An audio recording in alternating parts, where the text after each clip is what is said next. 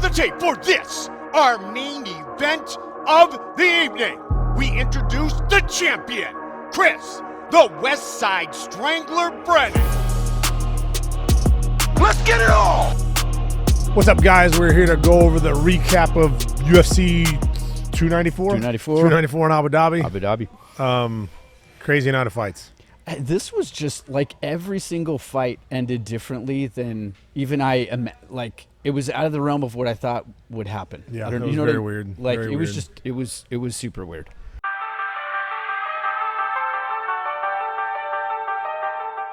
Let's jump right into it. Let's talk about Tim and Mikhaev.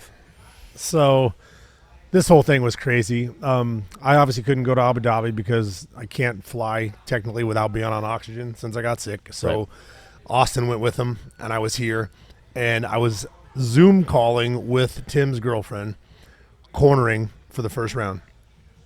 The commission saw her and made her hang up the phone. So I couldn't. I'm screening my TV with no connection between the two of them. Couple things I feel like would have played differently had I been there.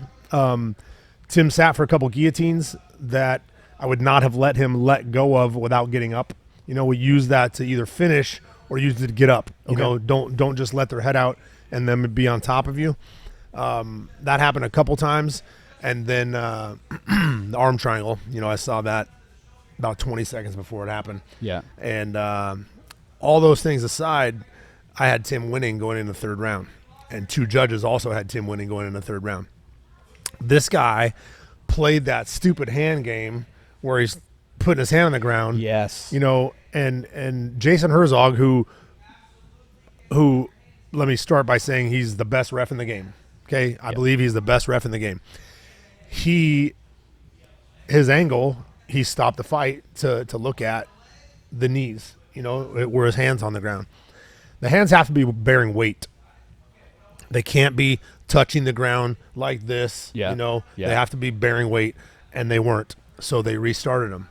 Well, the second time, the guy literally backed up to the fence without being hit, squatted down, and started playing that game. Yep.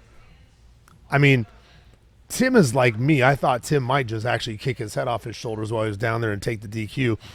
But Tim got it. I mean, they tell you, don't play that game because if you get kneed in the head, it is what it is. They tell you that backstage. Right.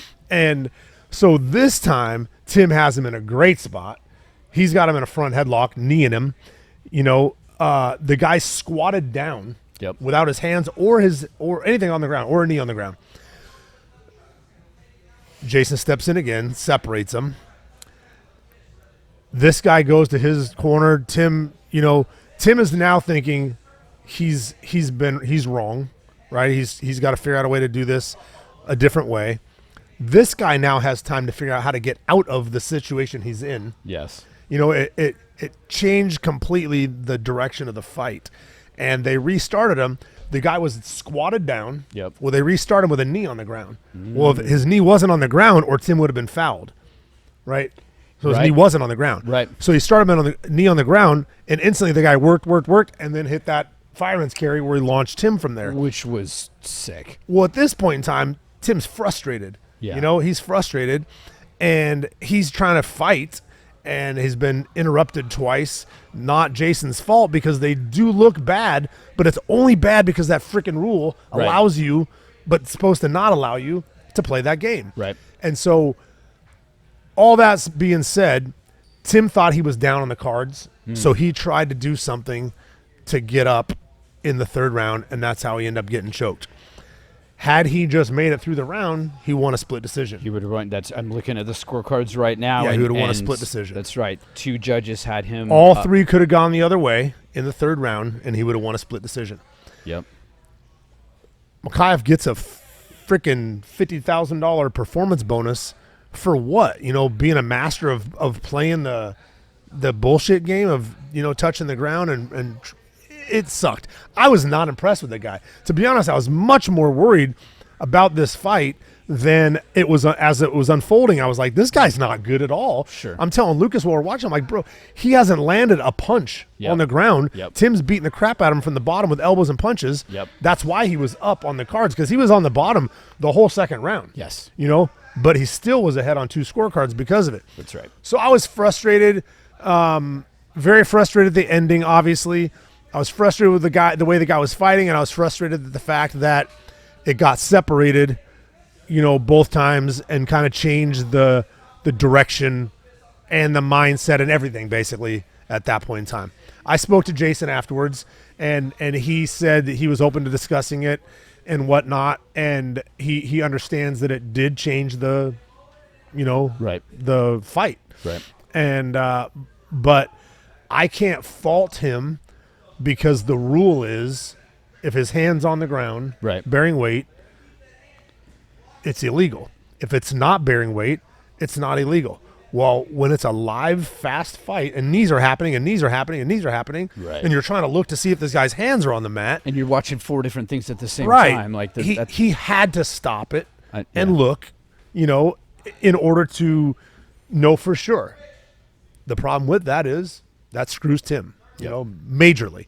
And so I feel the rule needs to be changed. Again, I'm going to tell you, they won't allow knees to the ground, knees to the head on the ground, not for the safety of the fighter, because you can pull his head off the mat and knee his brains, Right. you know, Right. and kick him with your shin. It's because they do not want people playing guard in jiu-jitsu. They do not want them sitting. And if you're stuck getting hit in the head and you can't touch the ground, you are forced to sit or finish your takedown. Those are your only 2 options. Yep.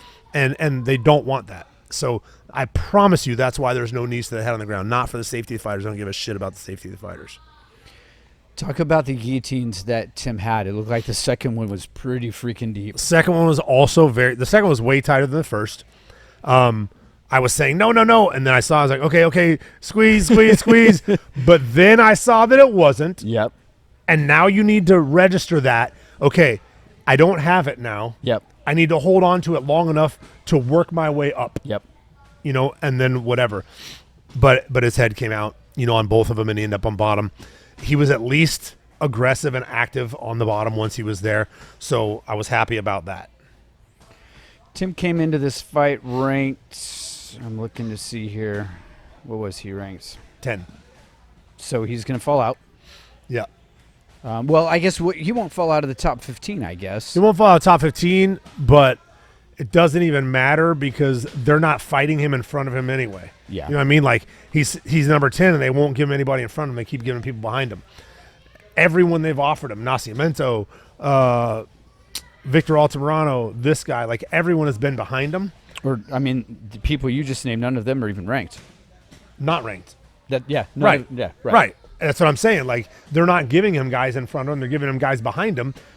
And I'm sure it's because he's got 1 fight left on his contract now. He's 36 years old. Yep. He's 7 years older than the youngest guy or the oldest guy in the division, you know. But he showed in this fight, in his last fight, in the Tagira fight before that, like, he showed that he's competitive with these guys. He looked good, too. He did, man. I don't know if I underestimate Tim or what, but the more I watch him, the better he looks to me. I'm like, man, he is so good. And if this guy's supposed to be so good, Right. why is he down 2 rounds going into the 3rd round? Right. And why is he playing this game with Tim? You know, and all of that. Tim got a takedown easy right off the bat. I wish he wrestled a little bit more, but the guy was smart. And if you know you're going to take me down, I better get the takedown before you. Yep. Right? Otherwise, you're going to do it again. Yep. And he was able to do that. He just couldn't do anything from the top. Yep. At all. Yeah, there was a lot of top control, but there was nothing came of it. There was no fruit out of Zero damage. Zero. Zero damage. And Tim was throwing elbows and punches the whole time. He shot up the fastest triangle ever. You know, boom, and he locked on a triangle. Yep. Couple details. He was holding here. I prefer to hold here. Okay. On So the instead of inside holding of on the the toe, leg. hold on the Yeah, hold on like the if my ankle. legs are triangled here, Yeah. he's outside holding here. I don't know if you can see my foot or not. Yeah, you can. Holding here, I'm to the inside holding my shin. Yeah. This hand's free to go under the leg or under the arm if you need to not get picked up.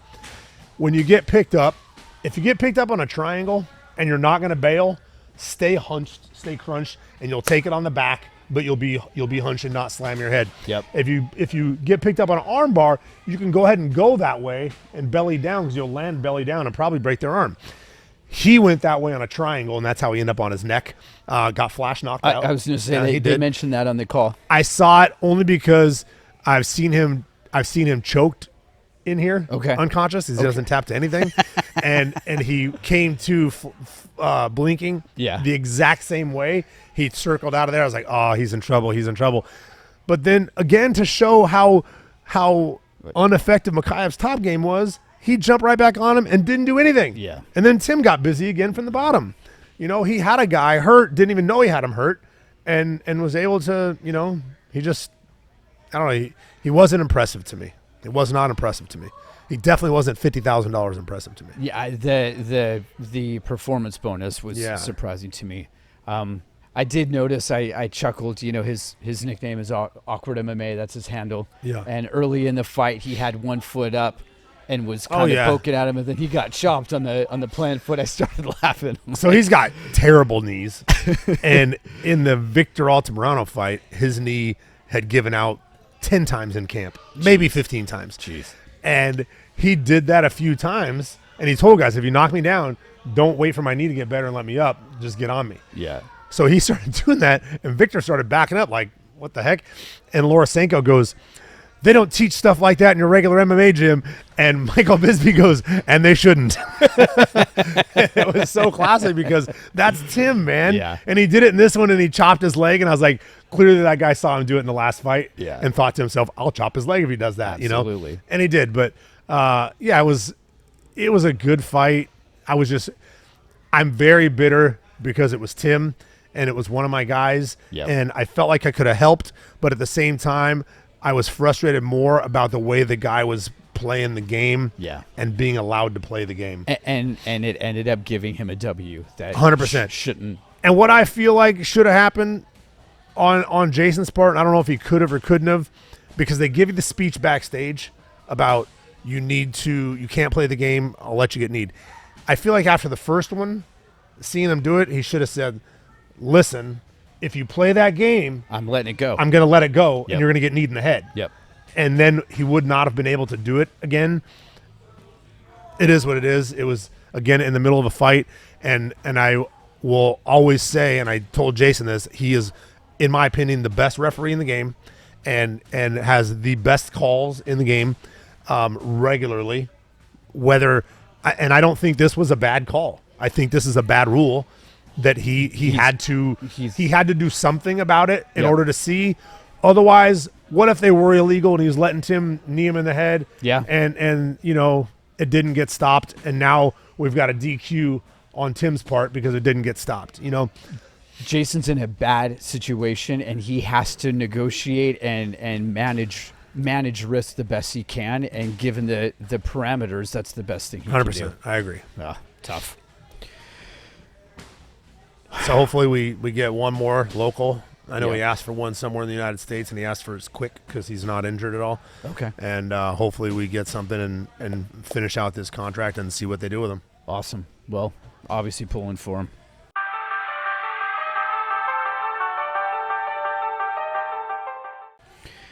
Johnny Walker, Magomed Ankalaev. This one stopped 3 minutes and 13 seconds in round number one. Walker, it's deemed as he could not continue. It was deemed a no contest because of an illegal knee, I believe. Right. Similar situation. He was a grounded fighter. So if you're a grounded fighter, that's how you should be grounded. Your knee should be on the ground. Yep. You know what I mean? If there's no knees to the head on the ground, your hands shouldn't be part of it. Your knee should be on the ground. Yep. Okay. And that was clearly illegal. And it was a solid knee. Yeah. That was a big time knee. Well, and then they deemed it an accidental knee to the head. It wasn't an accident. Like, you don't accidentally knee the guy in the head. You're right. You know, and especially with him down on his knee. You know, Yep. I don't know. That was a bad one. But the DQ, the waving off of the fight in and of itself, I'm sure you've gone back and heard some of the audio. So the doctor asked him where he was. Yep. And he said in the desert. Which is factually correct. It is correct. I guess he also asked what round it was. Okay. And he didn't answer. And he asked him something else, and he didn't answer. I don't know. I couldn't hear everything clear. Yeah. I think the referee should have been over there with the doctor. Yeah. I think that I don't know. Bad call. Should have been a DQ. If it's a no contest, it is what it is. That would end up being a no contest. Yep. It is what it is. Dana got in there. So one thing that happened is Johnny Walker put his hands on the referee. You cannot put your hands on the referee ever. Blown away So by that. I imagine he gets fined. I imagine something happens for that. He definitely shoved the referee so much that another referee was instantly in, and then Dana White was in there. Yep. And then once he's in there, it's like, okay, bro, basically you're looking at getting fired if you don't knock it off.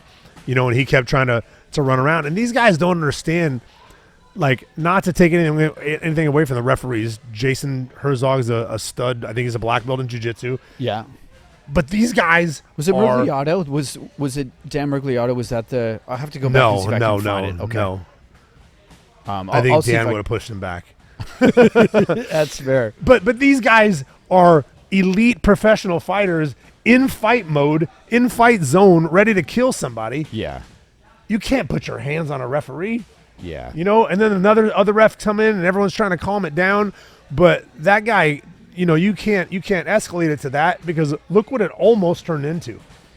And that could have got ugly real fast. It looked like it was leaning that way for a little bit. I mean, you see Johnny Walker, and the way that I saw Johnny Walker behave, it made me think he really was concussed. Me because too. he wasn't thinking rational. I agree. The cage was full, and Yeah. he's trying to maneuver and start throwing strikes at Magomed again. I'm like, what? And then they announced the winner, and Magomed goes like this and punches him in the chest and kind of shoves him. Yeah. And I'm like, bro, What why do are you escalating it again? It already calmed down. Stop it. Yeah. I was really surprised that it got waved off as quick as it did. The same doctor who said the fight was over is the same doctor that was in there earlier when, I forget the guy's name, got kneed in the nuts. Yep. And he told the guy he wasn't hurt. He told the guy, you're not hurt. You're okay. You're not hurt. This is the dude that had an MRI on his junk because he Yes, got right. correct. What's his name? I forget, but I he's out of California. Tough guy. And so frustrating for sure, but that fight, it definitely should have been either a DQ or no contest, and I guess it's no contest, and they're going to run it back, so that works out. Yeah, so Dana in the post-fight conference said we're going to make it right. Right. Does make it right mean run it back? Does make it right say, hey, we're gonna pay you both? They'll both get their show money for sure. Okay. But like if someone's on a flat rate, they'll get their whole purse. Okay. But they're going to run it back for sure. I'm positive that's going to be meant. an interesting fight. I hope Johnny Walker. Yeah. At that point, I got. He started chopping up his leg, started eating up his leg right off the bat, Yep. and then he's like, "Nope, let's go over here." Yep. And put you on the fence and slow you down a little bit. I will say, Magomed Ankalaev looks strong. Yeah, he is strong. He's an animal. We talked about that guy. I don't know, second, third fight in the UFC. Yeah. And I was like, he's a monster. Like he's very good and great striking, great grappling. He's a tough guy. Right. Okay, Daniel Movetti. Is that the ref? Yes. Yeah. Yeah. Not okay. a guy that wants to be pushed by Johnny Walker. No, I wouldn't think so.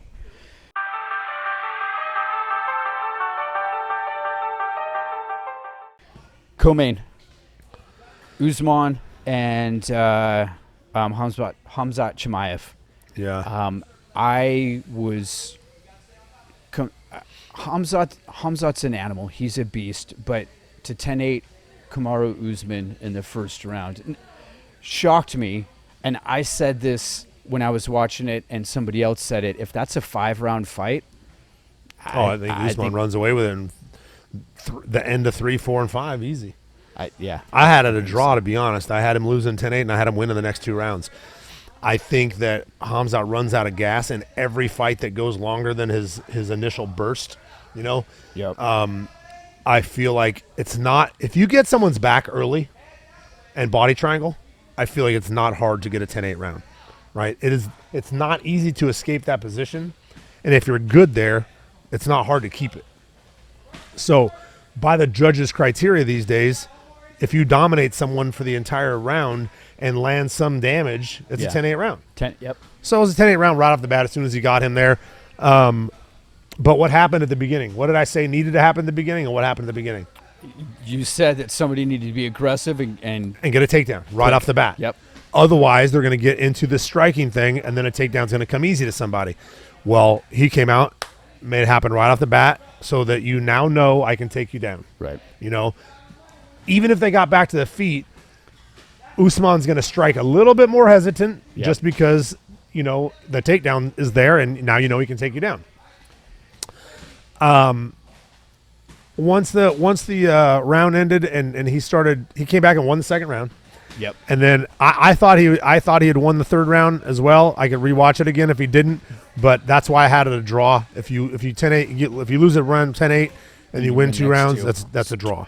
You know, in a 3-round fight. I think Usman was winning the third round up until about 2 minutes. And then there was a point where he got taken down again. And I'm not saying that Usman didn't lose it, but I think that it introduced doubt at that point. It's possible. But what was super interesting to me is kind of the other side of what you were saying. Once Usman, I think it was late in the second, beginning of the third, once Usman realized that he could stuff the takedown because Chimaev had emptied his gas tank, his takedowns were not effective. Right. That's when Usman started teeing off on him. Right. And you saw him throw with a lot more like he didn't have the concern for the takedown because he knew he could stop it. Right. Can you imagine Sean Strickland surviving 2 rounds with Hamzat and then Hamzat having to strike for 3 rounds with Strickland? Strickland wins 3 you know rounds what I mean? to 2. If he can survive a round and a half, Yep. 2 rounds, that guy's tired. Strickland has cardio forever and ever and ever and ever. Yep. So that guy now is going to have to strike, can't wrestle when he's exhausted. Strickland has good takedown defense. Strickland has good ground. Yeah. I'm sure it's not Hamzat's level, but if he can survive and not take too much damage, Just like Usman did. yes, I think by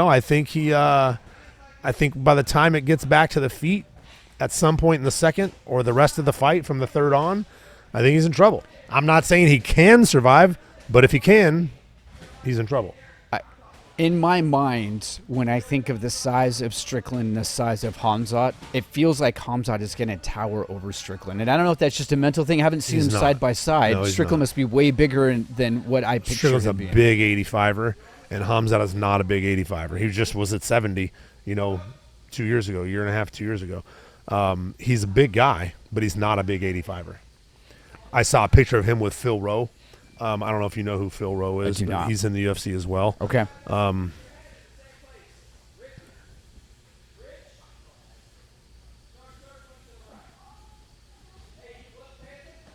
they're not. He posted it on something the other day, and he looked either much bigger or at least the same size. I don't know where it was. Might have been on Facebook and not Instagram, but see if I can show you. As a side note, while you're looking for that, so this is interesting. I'm looking at the middleweight rankings, and I don't even see Hamzat Chimaev in the rankings, which I know is a typo because he was ranked at. I think he's ranked pretty high. Oh, I'm sorry. I'm looking at welterweight. I'm sorry. I was looking. That's why I couldn't see him. So I guess so. Oh, okay. Yeah. All right. That's the same weight class. Okay. Yeah. He's not that big. He's good size, but he's Right. not giant. So this was a middleweight fight, right? This was an 85 fight, Yep. but both of them, Chimaev and Usman, typically fight at 70. Right. Chimaev's no longer at 70. He missed by 9 pounds that one time he fought when he was supposed to fight Nick Diaz. Yeah. Nate Diaz, I forget which one, and end up fighting Kevin Holland. Yep. Well, From that point on, he's 85er. So it's interesting because on UFC's website, they've still got him as the 4th-ranked welterweight. Yeah. So they haven't moved him over yet, according to the website, at least. So that moves everybody up one. Yep. What do you think of Paulo Costa being in the crowd for that fight? I thought that was maybe not the best move. Obviously, it didn't turn out good for him because of what happened, but the fact that he pulled out of a fight and then is in the audience for Why that did he fight. pull out? A staph infection, I guess. I heard it was. I think that's what it was. But like, to me, it's like, man, if you can't show for the fight, don't come watch. Like that's a bad look, man. Right. You're obviously okay. Yeah. I agree. I mean, I agree. And then, and I don't know the specifics on, but there were hands thrown in the crowd. In the crowd. Dana said something about someone jumped over the thing to come after him, and he goes, "We've never had someone a fan jump over to come after a fighter." Why? Like, kind of, especially that one. Like that guy's gonna throw down for sure. You know? Yeah. That was weird. Why in the world you would do that? I don't know. So it'll be interesting to see. So. Can you have Strickland pulled up? I can pull him up. What do you want to know? Just like who's his last 5-6 fights? Oh, let me see if I can pull that. That'll take me a second to get there. I don't have. I'm just trying to remember who they all are, and besides getting beat by Pereira. Let me see. I can pull him up real quick here. Yeah, I'm actually curious to see what his. Let's see here, Strickland. Got to give me a keyboard for this, so I'm not typing with my fingers. All right. So Sean Strickland, obviously Izzy, Abbas Magomedov, yep, and then Nassourine Imamov lost to Cannonier, lost to Alex Pereira, beat Jack Hermanson. How'd he lose to Cannonier? Split decision. But I mean, his pro record is 25-4. I think is what it 28-5.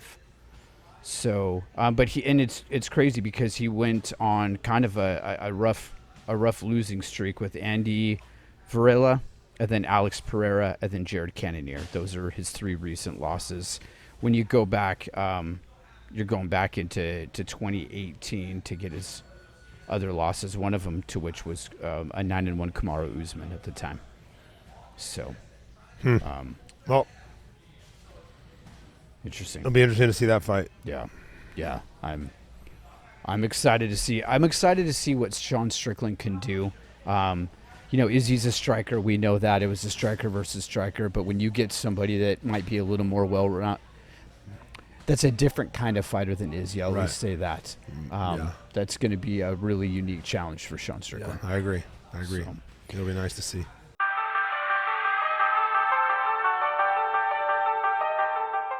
Main event. This did not last long, much to my chagrin. I was super sad. It's not that I don't like Makhachev. I think he's a solid fighter, but to see the fight end the way that it did, head kick. I'm gonna see if I can get the actual time on it, but it did not last long. Initial thoughts on? Man, I was bummed. I was super bummed. When you check a head kick, we've talked about this before. Your hand is here and your hand is here. Okay. Yep. This hand should be against your head. It shouldn't be out here. We're going to get smacked in the face. Yep. It should be against your head, and this one's here to track the leg, and this one's here to eat the forearm up here. Okay. His hand was here. He did the right defense, just low, and the kick went here and then off the top of his head. And, I know that everyone says they were happy that it happened in the first round because then they couldn't make the excuse for it being a camp. But what are the things that I tell you get dialed in a camp? Timing. Yep. Okay? Timing, speed, sparring. Yeah. Fight all pace. Of that. Yes. All of that comes in a fight camp. So not just your conditioning. You don't have to be tired, to lose a fight because of not being in a camp. the timing and the speed and the accuracy and everything gets you get all that from your speed training, your sparring, your all of that stuff, your mitt work, your all of that stuff. And he didn't get any of that stuff. Yep. So not to make an excuse, but I'm just saying everyone that says that they're glad it didn't happen in the championship rounds so he couldn't make the excuse, bro, there's an excuse there. You don't need to use it. He doesn't need to use it, but you get those things in a fight camp, and he didn't have any of that. So he looked soft. He looked pretty soft to me, and his head kick, the check was off, but it is what it is. I was bummed. I was gutted listening to his post-fight interview. Yeah, watching him break down. Yeah, man, he is a fighter. And he was talking about how he gets when he's not in camp. And he needs to be busy, and he needs them to get him a fight right away. Yeah. It's important for some fighters. They're for some guys, they can't sit idle for long. Yeah. And he sounded like he's one of them. So hopefully he gets something. He was asking for who's in line for his title? Was it Topuria? 45. Oh yeah. He's asking for Topuria in January. I'd like to see him take a little bit longer since he got knocked out, TKO'd, but we'll see. Topuria is not a easy fight. That's a tough guy, but so was Yair, and he just pieced up Yair. I saw a buddy of mine who's a doctor sent me a really interesting breakdown from a physiological medical standpoint of the head kick. It was super interesting. I'll send it to you. One of the things that you see when you look at it in slow motion is, that kick's coming to the right side. He's got his right hand up, and you see him move to his right and duck down a couple inches.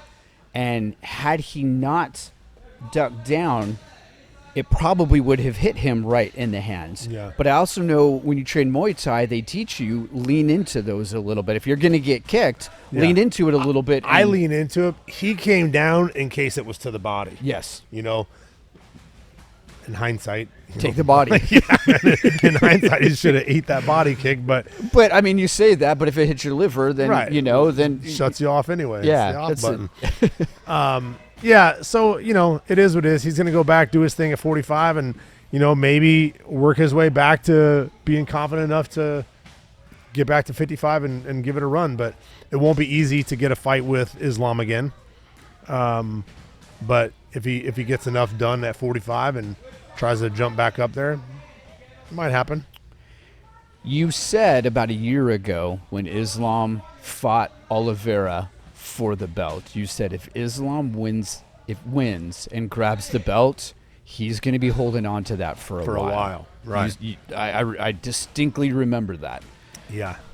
I'm looking at it now, and I'd like to see what Gaethje can do against him. I think that's an interesting fight. I think that's actually, I'd rather see that than Oliveira, to be honest. But I listened to the Dana on the presser afterwards, and somebody asked a question about it, and his answer was, "You got to give it to Oliveira first." Yeah. I think I'd rather see Gaethje before Oliveira, but it sounds like Oliveira's the next one. Yeah. In a Islam interview, they asked him about Usman Nurmagomedov, the champ at 55 in Bellator. Yep. And with things happening in Bellator right now. You mean not happening? Yeah. Well, things are happening. Yeah. Just not as Bellator. Yeah.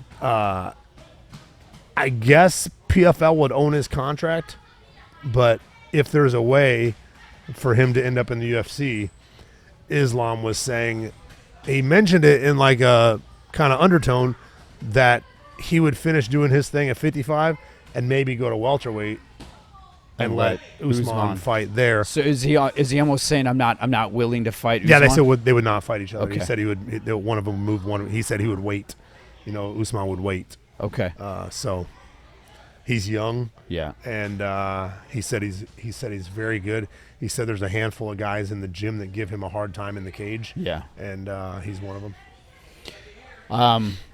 During Dana's presser, somebody made the comment that I guess Showtime has announced that they are no longer in the boxing pay-per-view or MMA, which means my my Showtime subscription's gonna be canceled. You and me both. I don't need Showtime after that. You know. Yeah. It'll be interesting to see what's next. We've talked about it before. There's nothing planned after 301 on their website. Yeah, it's not going to happen. And they were supposed to make an announcement on the 16th, and that came and went. And everyone's just kind of in limbo. It sucks big time. Yeah. I'm super bummed. You know, no matter what anyone says, like, I loved being with that organization, with Lucas. The people were great. The atmosphere was great. The shows were great. You know, it was awesome. It was a great product. Yeah, for sure. I just went to the UFC with Tim. You know, I know what it's like. I fought in the UFC a long time ago. I've been that route. Bellator was awesome. Like, I loved fighting or having Lucas fight for them. So I really wanted Tyler to debut there and like Luke did and fight his career there.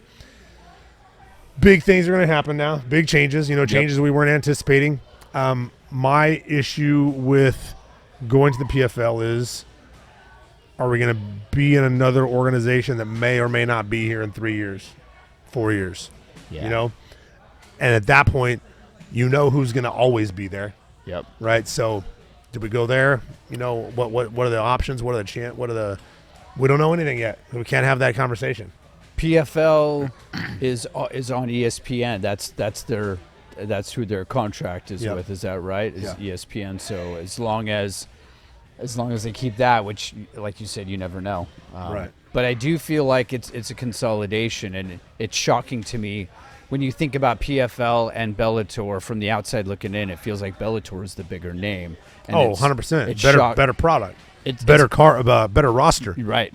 But PFLs can end up absorbing, the smaller companies can end up absorbing the bigger company, which is a little baffling to me. So, yep. I got to be honest. I was looking forward to this fight, this card, and when I got my car to go home, I was just like, man, that was weird. The whole thing was just UFC weird. Card? This UFC card, and weird. Obviously, like for me, starting off with watching Tim.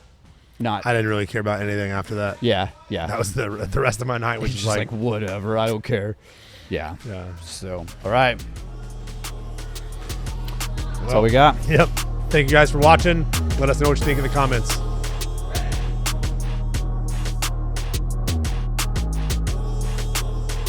It is all over, just like that.